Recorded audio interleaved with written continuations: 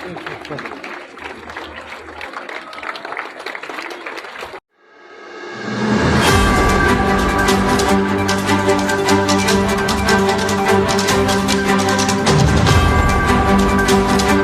कस्तूरबा बालिका विद्यालय ईश्वरनगर के annual day function में former president जनाब रामनाथ कोविंद जी, हरियाणा के गवर्नर जनाब दत्तात्रेय जी का तालियों की गिड़गिड़ाहट से कस्तूरबा स्कूल की बच्चियों ने स्वागत किया। कस्तूरबा स्कूल की बच्चियों का हौसला बढ़ाने के लिए हरिजन सेवक संघ, सहयोग और अच्छे पात्र एनजीओ ने भी हर मुमकिन कोशिश का दावा किया। आपको बताते चलें कि कस्तूरबा बालिका विद्यालय का क़याम 1944 में महात्मा गांधी की अहलिया मिसेस कस्तूरबा गांधी की मौत के फौरन बाद गांधी जी के करीबी पैरोकारों ने किया था, जो पसमानदा ख़ानदानों की लड़कियों के लिए मेयारी तालीम फराहम करना चाहते थे। दरहकीकत गांधी जी खुद इस स्कूल में मौजूद थे जब उसे 2 अप्रैल 1944 को श्री सी राजगोपालचारी ने खोला था, जो बाद में हिंदुस्तान के पहले गवर्नर जनरल बने थे। यह स्कूल श्री मनमोहन धर्म के अतिया करदा 2.5 एकड़ अराजी पर कायम किया गया था और इसकी माली आनत मुमताज़ मुखीर हजरात ने फराहम की थी, जो गांधी जी और उनके नज़रियात के करीब थे।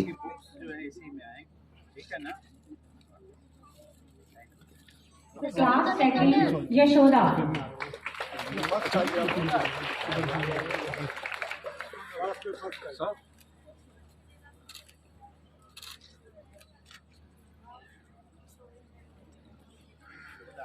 Class third A Deepti. बेटा जोरदार तालियों से बच्चों का उत्साह वर्धित कीजिए।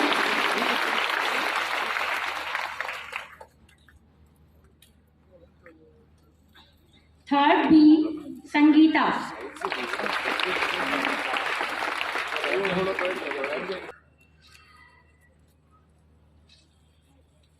क्लास 4 अंशिका। अंशिका आज उपस्थित नहीं है तो कुसुम मैम पुरस्कार ग्रहण करेंगे।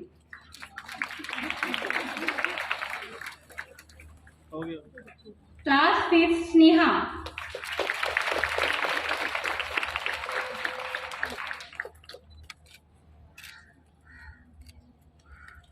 कक्षा 6A रिया बेरा।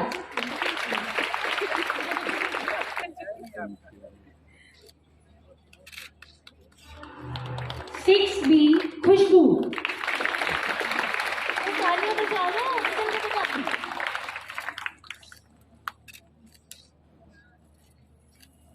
Seventh A Chanchal.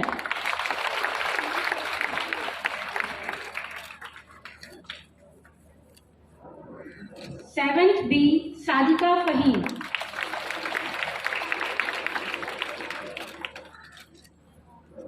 Eighth A वानी।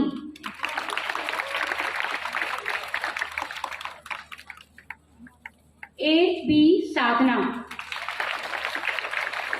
बेटे तालियां। Ninth A Aditi and Shweta.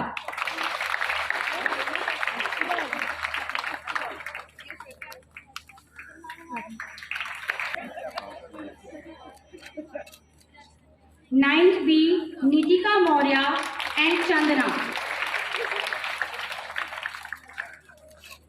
Chandana उपस्थित नहीं है तो नीलम मैम उनके स्थान पर पुरस्कार ग्रहण करेंगे। 11th ए आशी जिया। बेटे उत्साहवर्धन करना चाहिए और आपको इंस्पायर होना चाहिए कि भविष्य में आप भी यहाँ खड़े हों। 11th B Deepika खुशमिता।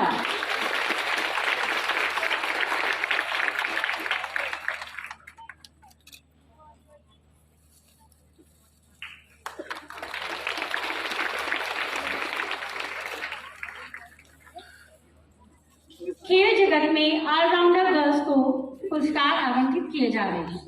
प्रथम पुरस्कार 12th B Vanshika. She is a state level player. Please अब जेडी की बात करिए तो तालियां जोरदार होनी चाहिए। 10th की Devika, 10th A Nazia, 10th B Preeti, 12th B Meenakshi, 12th B Gayatri, 9th B Kareena, 9th B Poonam, 12th B Shazia, 12th B Anjali. बेटा जिन गर्ल्स को अभी पुरस्कार आवंटित हुए हैं वे सभी दोबारा मंच पर आए। बच्चों के साथ में डायरेक्ट इंटरेक्शन करने में कितना आनंद आता है, और सही मायने में आज मैंने तो स्वयं देखा और आप लोगों को भी बड़ा अच्छा लगा होगा कि आज तक आपके बीच में शिक्षिका बहनें होती हैं, पुरुष होते हैं, लेकिन पूर्व में जो अध्यापक रह चुके, वर्तमान में भले वो आज हरियाणा के राज्यपाल हैं, लेकिन उन्होंने खुद भी कह दिया कि मैं आपके सामने जो बात कर रहा हूँ, आपसे बात कर रहा हूँ, तो वो एक अध्यापक के नाते कर रहा हूँ। और अध्यापक की क्या खूबी होती है, वो खूबी भी मैंने देखी। खूबी ये होती है कि हर बच्चों को अटेंटिव रखना, उनके साथ इंटरेक्शन करना। इंटरेक्शन के लिए आप बीच बीच में पूछते भी रहना, उसी से पता चलता है कि आपका ध्यान वाकई में टीचर के प्रति है या नहीं है। अदरवाइज तो टीचर आएगा या आएगी, उसको जो बोलना है, लेसन देना है, वो लेसन सुनने को मिल जाएगा। किसी का ध्यान दूसरी तरफ है, किसी को उसका ध्यान कहीं घर में है, किसी का ध्यान मार्केट में है, और इन्हीं चीज़ों में घूमते घूमते टीचर अपना लेसन दे जाएगा और चला भी जाएगा। पता ये लगेगा कि बाद में कुछ बच्चे कह रहे थे कि भाई वो टीचर ने वो जो हमें होमवर्क दिया वो क्या दिया है। वो पूछते हैं, वो इसलिए पूछते हैं क्योंकि इंटरेक्शन, जो डायरेक्ट इंटरेक्शन होता है वो नहीं होता। और सही मायने में आज मुझे खुशी हुई, आज मैं पहली बार, मैं जानता हूँ उनको, बरसों से जानता हूँ, हम लोगों ने साथ साथ काम किया है सामाजिक क्षेत्र में और पब्लिक फील्ड में, लेकिन कभी भी मैंने उनको टीचर की भूमिका में बच्चों से बात करते हुए नहीं देखा। आज मुझे भंडारू जी बहुत बहुत खुशी हुई। और एक रास्ता और भी खोल दिया। मैं अक्सर विश्वविद्यालयों या दूसरी जगह जाता हूँ, तब मुझे लोग पूछेंगे कि भाई आप अन्य किसी मेहमान को किसको बुलाना चाहोगे, तो मैं इन्हीं का नाम सजेस्ट करूँगा कि आप हरियाणा के राज्यपाल जी को जरूर आमंत्रित करिए। बच्चों, मैं बहुत कुछ कहना नहीं चाहता हूँ। आप सौभाग्यशाली हैं। देश में करोड़ों बच्चियाँ हैं आपकी तरह, और ऐसी बच्चियाँ भी हैं जो आपसे बहुत पीछे हैं। आपको यहाँ जो सुविधाएं मिल रही हैं, मैं केवल एक उदाहरण देना चाहता हूँ। पिछले सप्ताह अर्थात 30 मार्च को मैं वाराणसी में था, और वहाँ का एक मैंने पहले प्रोग्राम बनाया था कि हम जो स्लम एरियाज़ में हमारे बच्चे रहते हैं उनके साथ हम इंटरेक्शन करना चाहते हैं, और उनको हमने बुलाया। और जो स्थल था जहाँ मिले वो था काशी विद्यापीठ, जिसकी स्थापना महात्मा गांधी जी ने की थी। और उसमें उन बच्चों की जो सुविधा है पढ़ने की, वो चूँकि स्लम ड्वेलर्स हैं, रेगुलर बच्चे नहीं थे, तो उनको बैठने के लिए भी पर्याप्त स्थान नहीं था।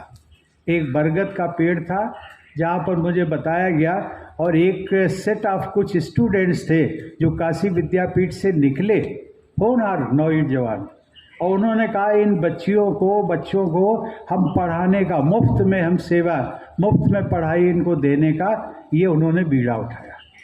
और वो जब नौजवान मुझे दिल्ली में मिले, उन्होंने आग्रह किया कि मैं चाहूँगा कि आप एक बार उन बच्चों से मिले, तो मैंने उनको अपनी सहमति दी। मैं मिला जाकर, देखा बड़ी दयनीय स्थिति, और उनको मैंने कहा कि मुझे पता है कि मैं राष्ट्रपति रहते हुए आपके बीच में नहीं आ सकता था, और तमाम मर्यादाएं होती, प्रोटोकॉल होता, लेकिन आज मैं आया हूँ, लेकिन आपसे मिलने आया हूँ और बच्चियों का उत्साह बढ़ाने आया हूँ।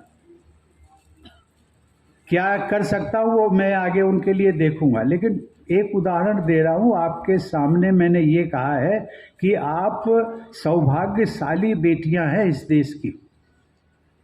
एक तो दिल्ली पूरे भारत की राजधानी, उसमें आपका विद्यालय, आपका एक्सपोजर जो है वो मैक्सिमम है, और जिंदगी में बच्चों के लिए exposure is the best way to move ahead. आगे बढ़ने का रास्ता खुलता है। और आज जो गीत गाया, उन बच्चियों का मैं हवाला देके मैंने इतना ही कह दिया कि आप बहुत अच्छे पेडेस्टल पर खड़ी हैं, इसीलिए मैंने केवल कहा। और एक बच्ची का मैं उदाहरण दे दूं, उस बच्ची को मैंने बुलाया, वो कुछ सांस्कृतिक कार्यक्रम दिए, उसको मैंने देखा, वो बच्ची कुछ इंटरेक्शन के लिए सवाल भी पूछने आई। एक बच्ची को मैंने देखा, वो फ्रॉक जो पहने हुई थी, नायलन का कपड़ा आता है, वो फ्रॉक पहने हुई थी, तो मैंने उससे एक ही सवाल किया कि बेटी तुम्हारी हाइट ज़्यादा है, तुम्हारी हाइट सिर्फ तुम्हारी फ्रॉक की हाइट ज़्यादा है, ये क्या बात है? तो वो चुपचाप हो गई। लेकिन मैंने आभास किया, इसका मतलब है कि वो फ्रॉक उसकी अपनी नहीं है, उसको कहीं से मिली है, और फिर उससे फ्रॉक में रंग लगे हुए थे। तो मैंने पूछा कि बेटे इस फ्रॉक को धुलवाया नहीं, तब भी वो चुप रही। मैं उस बच्ची की मर्यादा को समझ रहा था।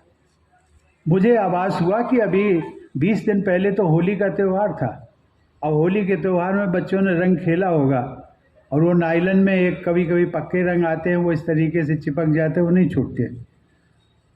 वो दयनीय अवस्था। लेकिन उन बच्चों में जो प्रतिभा थी, मैं प्रतिभा की बात कर रहा हूँ, प्रतिभा जो है वो किसी की धरोहर नहीं होती। हर जो इंसान, हर बच्चा बच्ची इस धरती पर जिसने जन्म लिया है, उसको ईश्वर ने कोई ना कोई प्रतिभा जरूर दी है। ये बहुत बड़ी विशेषता है, बहुत बड़ी विशेषता। और प्रतिभा को एक्सप्लॉइट करना, ये शिक्षा का परम उद्देश्य होना चाहिए।